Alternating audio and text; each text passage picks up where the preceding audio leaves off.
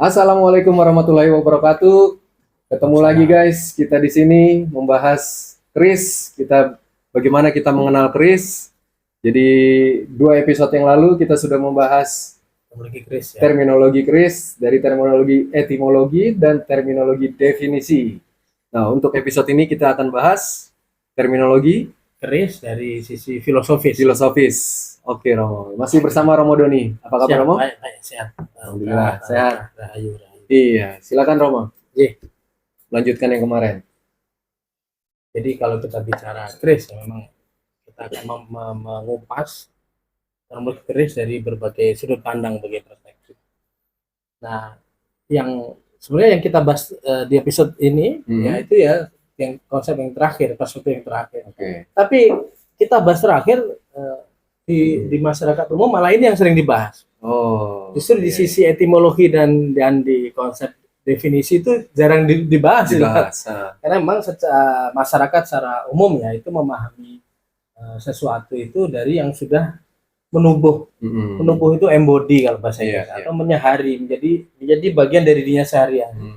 Kalau dari istilah antropologi itu disebutnya adalah terengkulturasi, alias sudah terbudayakan di dalam tubuh. Nah, konsep yang sudah terbudaya dalam tubuh itu kadang tidak difahami secara detail, tapi sudah menjadi sebuah jati diri. Misalnya sarapan, wajib sarapan.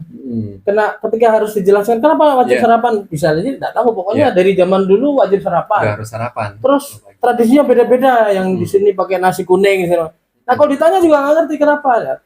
Nah, itulah bahwasanya sesuatu yang sudah merasuk itu biasanya orang lebih tahu sisi-sisi ya adalah kewajiban untuk sarapan. Sama ketika bahas keris. Keris itu apa? Keris itu harus dimiliki oleh manusia Nusantara sebagai apa? Minimal ketika identitas dirayakan dalam sebuah perhelatan pernikahan misalnya, pakai keris gitu. Untuk adat. Untuk adat misalnya harus pakai keris. Nah, itu. Nah, dari situ kita bisa lihat tanpa adanya keris, adat itu seakan dianggap tidak sah gitu kan. Nah, itulah yang menyangkut sisi-sisi filosofis. Kenapa kok tidak sah? Nah, ini nanti kalau di kajian keris sebagai artefak, ada kajian teknofak, ideofak, dan sosiofak. Nah, yang kemarin kita bahas etimologi dan definisi itu dekatnya ke teknofak, karena memang manusia menciptakan budaya di zaman manusia purba itu biasanya fungsi dulu memang. Jadi kita sudah bahas kemarin fungsi dulu, kecuali memang dari awal sudah diniatkan untuk menyampaikan pesan dalam bentuk seni, misalnya lukisan goa ya. Itu memang fungsinya ya sebagai mengkomunikasikan simbol, tapi selain sebagai seni itu memang fungsi yang praktis, yang fungsional, misalnya ya sebagai senjata tikam, lalu sebagai sebuah senjata yang didesain dengan sangat efisien dan sebagainya. Tools lah ya. Untuk tools. Nah, tapi lalu belakangan karena sudah selama ribuan tahun untuk menyertai kebudayaan manusia, khususnya manusia Indonesia ya, di Nusantara ini, sehingga keris itu difahami sebagai sesuatu yang melekat secara filosofis. Nah, lalu paling umum kalau kita membuka file atau membuka sumber ya, paling umum kita jumpai keris adalah dari konsep filosofis, yaitu diarahkan ke singkatan atau jarwodoso kalau bahasa Jawa ya. Kerotoboso itu dari keris adalah dari singkatan Sinengker Kalawan Aris gitu. Sinengker dari kata sengker ya, artinya disembunyikan atau dirahasiakan. Kalawan itu artinya dengan, Aris itu detil, lembut ya. Jadi keris secara filosofis yang dipahami umum oleh masyarakat khususnya Jawa, dan menghadapi apa sih keris itu, kata keris. Nah, secara filosofis dipahami sebagai singkatan dari kata Sinengker Kalawan Aris. Nah, ini yang banyak kita jumpai. Kenapa ya? Karena itu masyarakat Sinengker Kalawan Aris. Sinengker Kalawan Aris. Masyarakat memiliki keris sudah turun temurun dan sudah menjadi satu dengan jati dirinya. Sehingga sisi fungsional, sisi desain apa seakan-akan tidak secara detail ya, tidak digali lagi. Lebih ke arah fungsi filosofisnya itu. Nah, Sinengker Kalawan Aris inilah yang nanti kita pasti akan jumpai di mana kita baca bukunya Bapak A, Bapak B, atau nanti kita akan sering temui keris adalah dari Sinenggar kalawan Aris. Iya. Secara kata ya. Nah disinilah kita bisa angkat berbeda dengan dua episode yang lalu kita angkat keris secara ilmu linguistik yaitu etimologi ya. Dari mana asal-usul kata keris secara linguistik yaitu dari kajian onomatope ya, bagian dari linguistik. Itu sudah kita bahas di episode kemarin ya. Pertama kalau tidak salah, lalu secara definisi itu lebih ke desain fungsi ya. Syarat sebuah bilah sebut keris adalah A, B dan lain sebagainya. Itu adalah dari desain itu sangat teknofak, sangat fungsional. Tapi kalau kita bahas filosofis, itu lebih ke suatu hal yang memang nyaman dimiliki oleh masyarakat. Jadi keris nyamannya ya, asiknya keris itu secara temurun sudah dikatakan Sinenggar kalawan Aris. Jadi ini secara kalau kita kaji di antropologi, ini masuk kajian folklore. Folklore itu adalah kekayaan milik masyarakat, folk ya, yang sudah turun temurun dan tidak diketahui siapa penciptanya. Kalau nanti kita buka buku keris adalah Sinenggar kalawan Aris, kita coba kejar siapa yang menciptakan singkatan itu, enggak ada yang bisa jawab. Folklore itu kayak cerita rakyat gitu. Cerita rakyat atau suatu hal yang dimiliki masyarakat gitu ya. Mitos, legenda, dongeng, termasuk penjelasan-penjelasan dari yang mereka miliki gitu kan. Misalnya ini kita punya udeng ini belangkon nih. Kenapa bejendol? Nanti ada yang bilang masyarakat mau yang ini loh. Karena orang Jawa dikatakan menyimpan sesuatu di belakang, nggak usah kelihatan di depan gitu ya.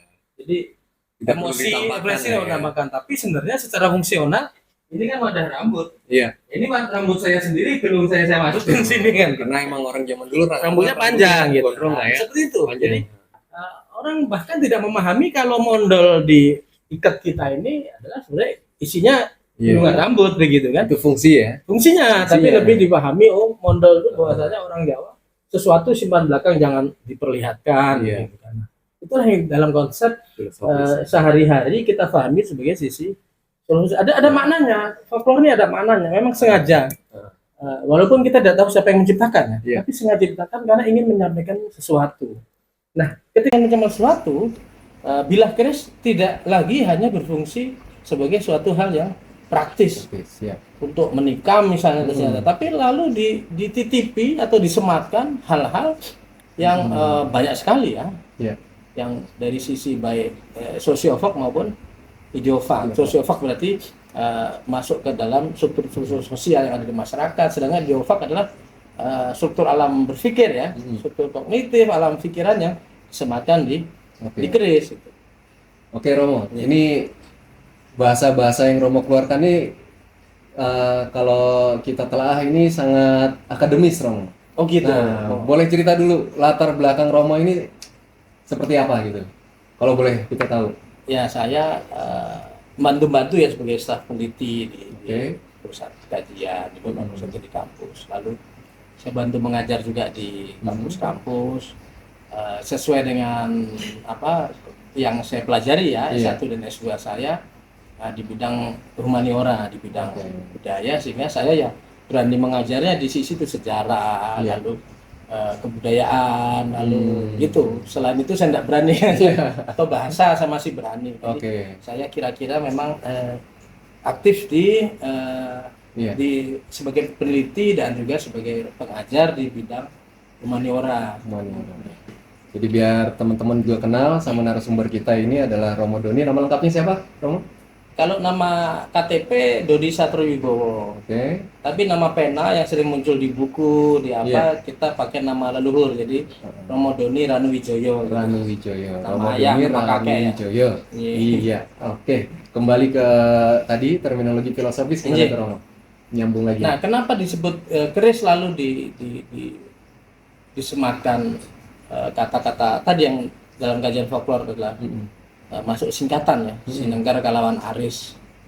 Ini tidak lalu serta-merta dapat diketawakan. Wah, itu kan otak-atik gatok. Iya. Ngarang itu enggak Iya, bisa iya. seperti itu. Kita harus Yang menghargai. menggabungin lah. Ya, loh, bahasanya. iya, tapi kita harus menghargai itu otak-atik gatok itu Iya, kita iya, hargai iya. karena itu adalah muncul dari ekspresi budaya masyarakat.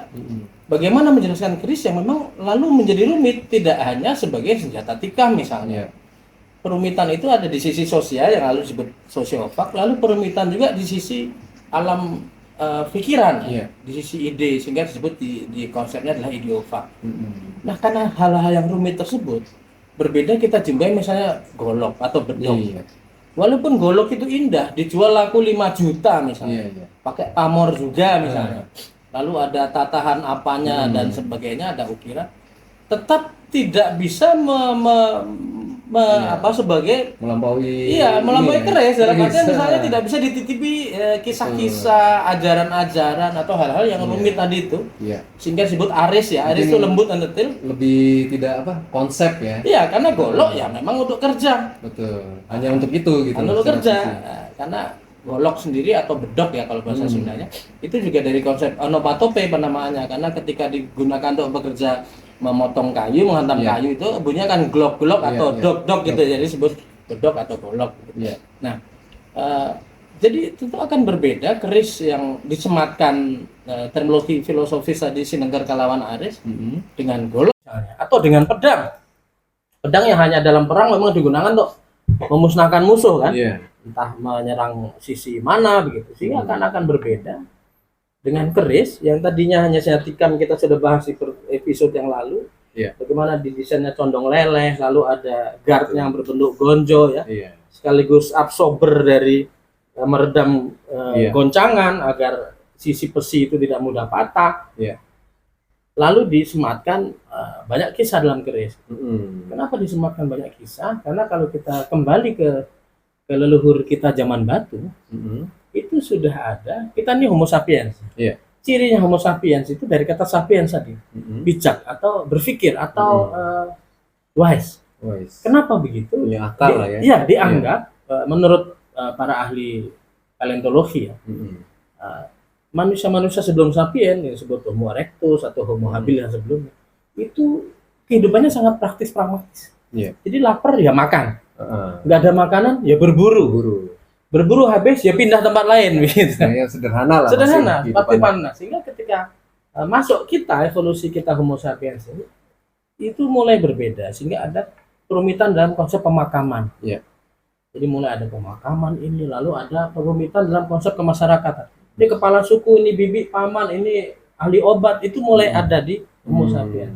Termasuk alat batu yang masih di Homo erectus dan Homo habilis dikatakan alat batu kasar, alias Iya. Paleolitikum. Iya. Paleo itu tua, lalu litos itu batu ya, sehingga Paleolitikum itu zaman batu kasar itu produk-produk dari manusia purba sebelum Homo sapiens. Betul. Itu masih sangat Ada sederhana. juga ditemukan ya. Iya, banyak di Memotong, berbagai belahan dunia termasuk di Nyiris. Indonesia. Itu ya begitu sudah didapat sisi tajam ya dipergunakan, tapi tidak lalu didalami lagi ini begini doang bagaimana gitu. Iya. Nah, tapi begitu masuk ke Mesolitikum, yaitu zaman Batu Tengah, di situ oleh para ahli paleontologi di Tenggarai sudah dihasilkan oleh Homo sapiens, leluhur kita, itu mulai batu dihaluskan. Mulai ada sisi ergonomis. Iya. Ini biar enak dipegang, Sudah jangan mulai terlalu tebal. Memikirkan Iya, hal-hal yang rumit lah. hal rumit. Ini supaya kampak batu ini enak digenggam, namanya juga kampak genggam kan? Iya.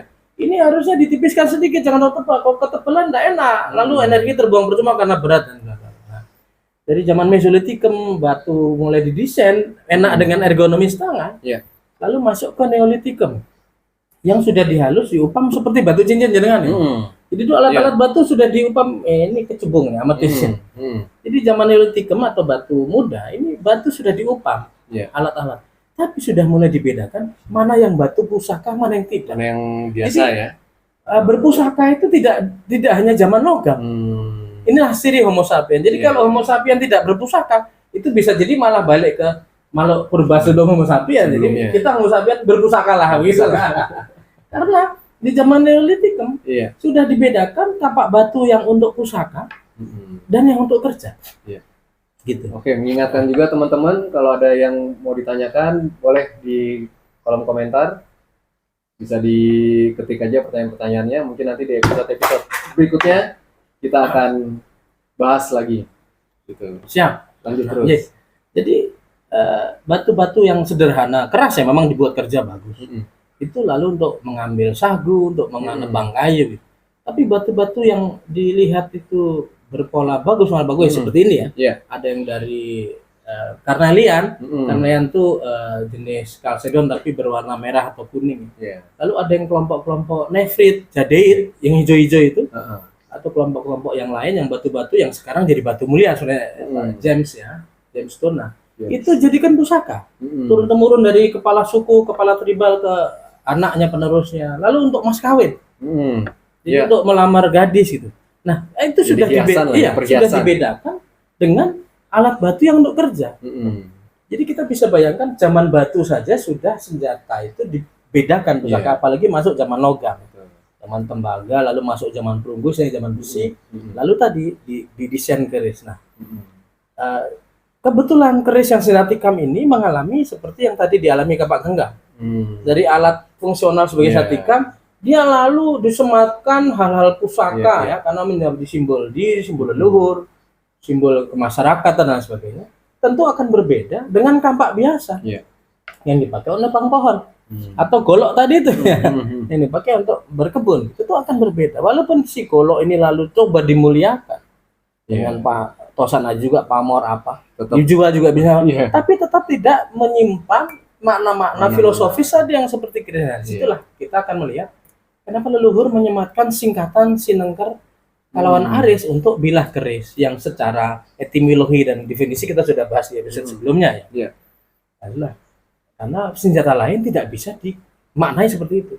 Kita tidak bisa maknai golok, kampak, atau pacul misalnya, cangkul, beliung dengan konsep Sinengker Kalawan Aris karena nggak ada yang disengker, nggak ada yang disematkan secara rahasia di sini.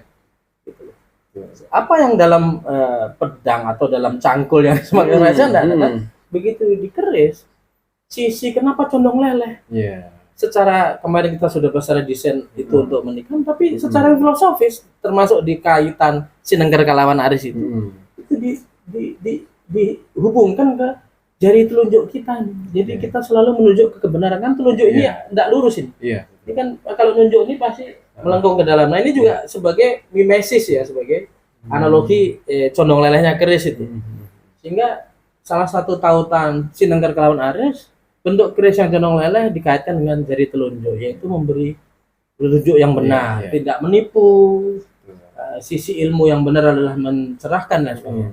Lalu dikaitkan lagi dengan ketuhanan, karena dia menunjuk satu, Tuhan itu satu di seluruh dunia, walaupun banyak sebutan untuk Tuhan atau banyak sifat-sifat ya, watak-watak. Tuhan sebagai lembut, Tuhan sebagai yang sisi keras dan sebagainya, tetap nanti sebagai simbol ujung satu. Nah, lalu keris dikaitkan ke situ, ke arah ketuhanan yang satu ini. Nah, itulah tadi hubungan-hubungan kenapa keris selalu dikaitkan dengan filosofi Sinengker Kalawan Aris, yang mana senjata lain tidak bisa. Kita tidak bisa nyebut senjata lain dengan Sinengker Kalawan Aris, sehingga disitulah kebetulan, lalu kalau orang menganggapnya otak adik gadok ya, keris itu disebut singkatan dari Sinengker Kalawan Aris kan otak adik gadok saja. Tapi menurut kajian kami tidak semudah itu, Ferguson. Jadi Sinengker Kalawan Aris untuk keris itu memang ya itu dititipkan oleh leluhur karena memang senjata keris ini tidak bisa disamakan dengan lain. Itu juga dikuatkan oleh UNESCO ya.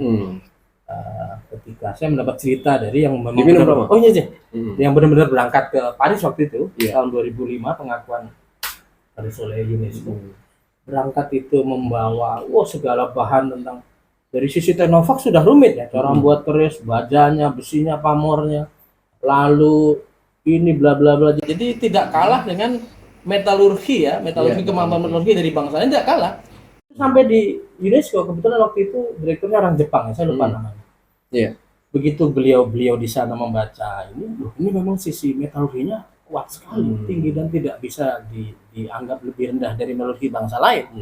Tapi sisi sematan di luar Teknovaknya, yaitu sisi ideovak dan sosial, ini tidak ada yang mengalahkan di dunia. Tidak ada senjata satu pun di dunia yang seperti keris, yang sematan atau kandungan sisi sosiovak dan ideovaknya sesarat keris ini tidak ada lagi. Sehingga UNESCO menyarankan kami akui di sisi intangible-nya saja, sisi yang non bendawinya, di luar tenovaknya. Bukan berarti tenovaknya rendah gitu, bukan berarti melonya rendah. Betul. Karena memang keris ini tidak ada yang menyamai di dunia. Yaitu satu bilah pusaka tapi bisa menjadi titipan sebanyak-banyaknya cerita yang dinamika dari beribu-ribu tahun masyarakat itu hidup gitu kan. Nah, itulah akhirnya Dan bermacam-macam betul, itulah akhirnya UNESCO yang menyarankan. Ini kami akui sebagai masterpiece of the world, humanities and culture ya, warisan mahakarya budaya dunia. Tapi dari sisi non bendawi intangible itu malah usul dari orang UNESCO sendiri. Karena memang terkait dengan Sinengker Kalawan Arisnya. Jadi kalau kita bahas keris dari teknologi keris dari filosofis yaitu Jarwo Doso atau Keroto Boso dari Sinengker Kalawan Aris, itu memang menurut saya pantas sekali leluhur menyematkan folklore itu ya. Karena memang tidak hanya dengan senjata lain yang ada di Nusantara, bahkan dengan senjata lain di dunia itu memang tidak ada yang menyamai satu bilah yang sematan atau titipan kandungan cerita-cerita sisi-sisi pakem-pakem sosial dan pakem-pakem budaya di dalamnya itu sesyarat keris memang tidak ada. Jadi memang pantas betul keris disebut Sinengker dan ada sesuatu yang dirahasiakan, banyak hal-hal lembut ya, banyak hal detail, hal kecil-kecil, hal yang rumit itu yang aris ya, yang dirahasiakan atau dimasukkan dalam keris tapi tidak bisa langsung terlihat karena Sinengker dari kata sengker ya, sengker itu rahasia, alias tertutupi, terlindungi. Saya mimik dulu. Siap. Jadi itu kurang lebih gambaran dari terminologi filosofisnya keris ya, teman-teman semua. Nah, kira-kira apa lagi yang bisa digali dari filosofisnya, Romo? Apakah cukup sampai di situ? Nah, jadi PR karena mengandung kata Sinengker, memang PR-nya tidak bisa mudah langsung difahami. Karena sudah ada kata Sinengker ya. Jadi kita tidak bisa buru-buru memaknai keris. Pamor ini maknanya ini, nggak bisa. Jadi kita harus pakai, selain bertanya ke para senior dan para ahli, para sesepuh, atau kita membaca buku-buku lama ya, tapi kita juga harus kontemplasi pribadi. Membahas ini maksudnya pamor ini apa, lalu begini ini pejetan begini. Karena kadang-kadang kita bahas satu keris saja itu bisa ada beberapa pendapat ya. Betul gitu. Nah, itu yang menarik dari kata-kata Sinengker Kalawan Aris. Karena memang Sinengker bukanya tidak mudah. Jadi kita sadar betul tidak lalu merasa pendapat kita yang paling benar. Bisa jadi pendapat dari berpuluh-puluh orang digabungkan bisa menjadi sesuatu yang saling melengkapi kan begitu. Biasanya kalau udah seperti itu, apakah ada satu kesepakatan gitu dong? Misalnya ada satu pusaka yang kita bahas gitu kan. Nah, mungkin dari beberapa pendapat akhirnya kita ambil kira-kira yang paling mendekati atau paling tepat lah istilahnya. Ya karena keris ini ada di seluruh Nusantara. Jangankan di luar Jawa, di dalam Jawa sendiri bisa berbeda-beda bagaimana orang di Surakarta dengan di Yogyakarta yang sama-sama keturunan Mataram itu memaknai bilah kerisnya masing-masing sudah bisa berbeda. Indahnya menurut pakem Surakarta dengan indahnya keris menurut pakem Yogyakarta bisa beda. Apalagi dengan yang etnis di luar Jawa. Justru di situ keasikannya ya. Dan sudah semakin menambah kerumitan kearisannya keris tadi itu ya, lembut, rumit, detail ya. Nah, karena dan lagi di Pulau Jawa ini kan juga Pulau Jawa sekitarnya banyak etnis yang tidak hanya Jawa. Kalau di etnis Jawa sendiri banyak perbedaan, apalagi ada saudara kita orang Sunda ya. Lalu ada di sisi timur ada Madura, apa itu sudah berbeda. Misalnya saya contohkan di Bugis ya. Keris Bugis. Kalau di Jawa, pamor yang bentuknya runcing-runcing begitu disebutnya ujung gunung. Karena memang secara geografis, karena budaya itu tidak mau strukturnya geografis. Betul. Makanya orang Eskimo sama orang di gurun beda kan. Beda. Sama di Jawa karena agraris dan agraris itu adalah berpusat di gunung. Karena sumber air dari gunung, lalu sumber kesuburan juga sebenarnya adalah sendawa ya atau urea alami nitrit ya, nitrogen alami dari gunung. Sehingga pertanian agraris di Jawa itu mau nggak mau berpakunya kepada gunung. Sehingga ketika melihat sesuatu yang dimaknai sumber kesuburan disebut ujung gunung. Iya. Karena yang dilihat memang ujung gunung. Nah, gambar pamor yang sama di keris Bugis itu pemaknaannya bisa berbeda. Karena orang Bugis dan sekitarnya ya, Bugis lalu saudara kita orang Makassar, padahal mereka banyak berlaut. Iya. Nah, pamor yang di Jawa disebut ujung gunung itu di sana dimaknai sebagai ujung dari rumah-rumah, dari atap-atap rumah Atap-atap, iya. yang dari pantai ketika kapal itu merapat. Iya. Kan tadi laut lepas nggak lihat apa-apa. Yang paling Begitu kelihatan lah. paling kelihatan tuh ujung-ujung rumah itu, Iya. itu yang memaknai bahwasanya kita sudah pulang ke tanah air kita gitu kan. Nah, gambar pamornya sama, Iya. tapi pemaknanya bisa berbeda. Nah, inilah yang disebut syaratnya keris tadi yang sama oleh UNESCO ditetapkan sebagai intangible ya, non manusiawi. Nah, oke, demikian teman-teman pembahasan kita tentang keris secara terminologi filosofis. Jadi tetap nantikan episode-episode kita berikutnya bersama narasumber kita, Romo Doni.